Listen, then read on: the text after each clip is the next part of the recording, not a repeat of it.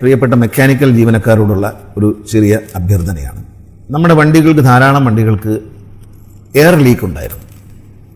അതൊരു വയറിങ്ങിന് തകരാറുണ്ട്. നമ്മൾ കാണുന്നുണ്ട് റോഡ് സൈഡിലൊക്കെ വണ്ടിക്ക് തീ പിടിച്ചു, KSRTC ബസ്സിൽ നിന്ന് പുക വന്നു എന്നൊക്കെ പറയുന്നത് ഒരു മെയിൻ്റനൻസിൻ്റെ കുറവ് തന്നെയാണ് എന്ന് നമുക്കറിയാം. നിങ്ങൾക്കും അറിയാം, എനിക്കും അറിയാം. അതൊരു യാഥാർത്ഥ്യമാണ്, ജനങ്ങൾക്കും അറിയാം. അപ്പോൾ അത്തരത്തിലൊരു കുറവ് വരാൻ പാടില്ല. നമ്മൾ ഈ സെൻട്രലൈസ്ഡ് വർക്ക്ഷോപ്പ് സംവിധാനം എല്ലാം മാറ്റി എല്ലാ സ്ഥലത്തേക്കും നിങ്ങളെ വർക്ക്ഷോപ്പിൽ സെറ്റ് ചെയ്ത് അങ്ങോട്ട് മാറ്റിയിരിക്കുകയാണ്. അപ്പോൾ ഏത് വണ്ടി വന്നാലും കൃത്യമായി ഡ്രൈവറുമായി സംസാരിച്ച് എന്തെങ്കിലും തകരാറുണ്ടോ എന്ന് നോക്കി ആ തകരാറ് നിർബന്ധമായും പരിഹരിക്കണം. അത് കുറച്ച് സമയം എടുക്കുന്നതാണെങ്കിൽ അതുകൊണ്ട് സമയമെടുക്കുക. അവിടെയും ഞാൻ പറഞ്ഞൊരു കാര്യമുണ്ട്, മദ്യപിച്ചുകൊണ്ട് ഒരു കാരണവശാലും ഡ്യൂട്ടിക്ക് വരരുത്. അതിൽ യാതൊരു എക്സ്ക്യൂസുമില്ല. അത് അനുവദിക്കില്ല, ഒരു കാരണവശാലും അനുവദിക്കില്ല. എല്ലാവരും KSRTCയിലെ മുഴുവൻ സ്ത്രീകൾ ഒഴിച്ചുള്ള എല്ലാ ജീവനക്കാരും വരുന്ന ആളുകൾ ബ്രത്ത് അനലൈസർ ഉപയോഗിച്ചുള്ള പരിശോധനയ്ക്ക് വിധേയമാകും. ദയവ് ചെയ്ത് അത് ഒഴിവാക്കുക. നിങ്ങൾ ഡ്യൂട്ടിക്ക് വരുന്നതിന് നിങ്ങൾ മദ്യപിക്കേണ്ടെന്ന് ഞാൻ പറയുന്നില്ല. ഡ്യൂട്ടിക്ക് വരുന്നതിന് മുമ്പ് ചെയ്തോളൂ, പക്ഷേ അവിടെ വരുമ്പോൾ ചെയ്യാൻ പാടില്ല. നിങ്ങൾ എന്തെങ്കിലും ഒരു സശ്രദ്ധ കാണിച്ചാൽ അത് ഒരുപാട് പേരുടെ ജീവൻ അപകടപ്പെടുത്തും. ഒരു ഡ്രൈവർക്ക് തുല്യമായ കൺട്രോളിന് നിങ്ങളുടെ കയ്യിലുണ്ട്. നമുക്കറിയാം, നമ്മുടെ ഏതാണ്ട് 3000-ഓളം വണ്ടികളിൽ എയർ ലീക്ക് ഉണ്ടായിരുന്നു. ആ എയർ ലീക്ക് മുഴുവൻ നമ്മളിപ്പോൾ പരിഹരിച്ചു. ബ്രേക്കിൻ്റെ എയർ ലീക്ക് ചെയ്ത് പോകുന്ന എന്ത് അപകടമാണെന്ന് ആലോചിക്കണം. അതേസമയം നമ്മുടെ ഡോറിൽ വരുന്ന എയർ ലീക്കും ഉണ്ടായിരുന്നു. ഇത് രണ്ടും നമ്മൾ പരിഹരിക്കാൻ നിങ്ങൾക്ക് മെക്കാനിക്സിന് കഴിഞ്ഞിട്ടുണ്ട്, എഞ്ചിനീയർമാർക്ക് കഴിഞ്ഞിട്ടുണ്ട്. വളരെ അതിന് നേതൃത്വം കൊടുക്കുന്ന എഞ്ചിനീയർമാർ വളരെ ശ്രദ്ധിക്കണം.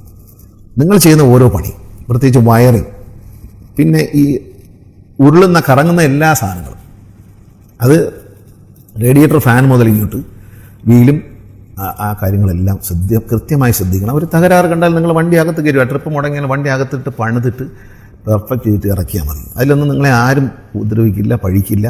പക്ഷെ പണിയുന്ന ജോലി വളരെ കൃത്യമായി ചെയ്യണം. അതിൽ ഒരു വിട്ടുവീഴ്ച പാടില്ല. നിങ്ങളുടെ കയ്യിലാണ് ഈ വാഹനത്തിരിക്കുന്ന ആൾക്കാരെല്ലാം ജീവിതം ഇരിക്കുന്നത്. നിർബന്ധമായും ഇടയ്ക്കിടയ്ക്ക് നിങ്ങൾ വണ്ടി ഓടിക്കുന്ന ഡ്രൈവേഴ്സുമായി സംസാരിക്കണം. അവരിൽ നിന്നൊരു നിർദ്ദേശം, അവർ പറയും ഇന്ന തകരാറുണ്ടെന്ന് അവർ പറഞ്ഞാൽ നിങ്ങൾ തള്ളിക്കളയാൻ പാടില്ല. ആ തകരാറ് ഉണ്ടെങ്കിലും ഇല്ലെങ്കിൽ ഒന്ന് പരിശോധിക്കണം, ഇല്ലെന്ന് ഉറപ്പുവരുത്തണം. ഉണ്ടെങ്കിൽ പരിഹരിച്ചു കൊടുക്കണം. പ്രത്യേകിച്ച് ബ്രേക്ക്, വയറിങ്ങിൻ്റെ കാര്യത്തിൽ നമ്മളെല്ലാ വണ്ടികളിലും ഇപ്പോൾ ഫയർ എക്സ്റ്റിംഗ്വിഷറൊക്കെ വയ്ക്കുന്നുണ്ട്. എന്നാൽ പോലും വയറിങ് വളരെ ശ്രദ്ധിക്കണം. അത് കൃത്യമായി ചെയ്തു കൊടുക്കണം. മാത്രമല്ല കൃത്യമായ സമയത്ത് വണ്ടി ഇറക്കണം. അത് സർവീസിങ്ങിന് മാത്രമല്ല, നമ്മൾ ടെസ്റ്റിന് വേണ്ടി തയ്യാറാക്കുന്ന വണ്ടികളും എല്ലാം മെയിൻ വർക്ക്ഷോപ്പുകളിൽ എടുക്കുക. അതുപോലെ ഈ വണ്ടികളിൽ ബോഡി എവിടെയെങ്കിലും തട്ടിക്കഴിഞ്ഞാൽ ഉടനെ എവിടെയെങ്കിലും ഒരു തകിടെടുത്ത് വെച്ച് റിവെറ്റ് ചെയ്യണം. ഏതെങ്കിലും ഒരു കളറ്, ഇപ്പം സൂപ്പർ ഫാസ്റ്റ് എടുത്തിട്ട് അതിന് പുറത്തേക്ക് ഏതെങ്കിലും പഴയ തകിടെടുത്ത് അടിച്ചു വയ്ക്കുക, അതൊന്നും ചെയ്യരുത്. വൃത്തിയായിട്ട് ചെയ്യണം. ചെയ്യുമ്പോൾ വൃത്തിയായിട്ട് ചെയ്യണം. നമ്മുടെ വണ്ടികൾ എല്ലാം ഇപ്പം ലൈറ്റിംഗ് എക്സ്പ്രസ് എല്ലാം നമ്മൾ ഒന്ന് നവീകരിച്ചു തുടങ്ങി. അതിനൊരു വണ്ടിയായിട്ട് അകത്ത് കയറ്റി ഇങ്ങനെ നവീകരിക്കുകയാണ്, തിരുവനന്തപുരത്തും കോഴിക്കോടുമായിട്ട്. അതുപോലെ ഈ ഡീലക്സ് ബസ്സുകളും മറ്റ് ബസ്സുകളെല്ലാം നമുക്കൊന്ന് ഘട്ടം ഘട്ടമായി നല്ല വൃത്തിയാക്കണം, നല്ല സ്റ്റൈലാക്കണം, പുതിയതുപോലെ ആക്കണം. ആക്കിയിട്ട് നമ്മൾ ജനങ്ങളെ കുറച്ചുകൂടി യാത്രക്കാർക്ക് നല്ല സൗകര്യം വരുമ്പോൾ മെക്കാനിക്സ് പ്രത്യേകം ശ്രദ്ധിക്കണം. ആ നവീകരിക്കും. ഇപ്പോൾ തിരുവനന്തപുരത്ത് നിന്ന് ലൈറ്റിനിങ് ബസ്സുകൾ നവീകരിച്ച് ഞാൻ കണ്ടു.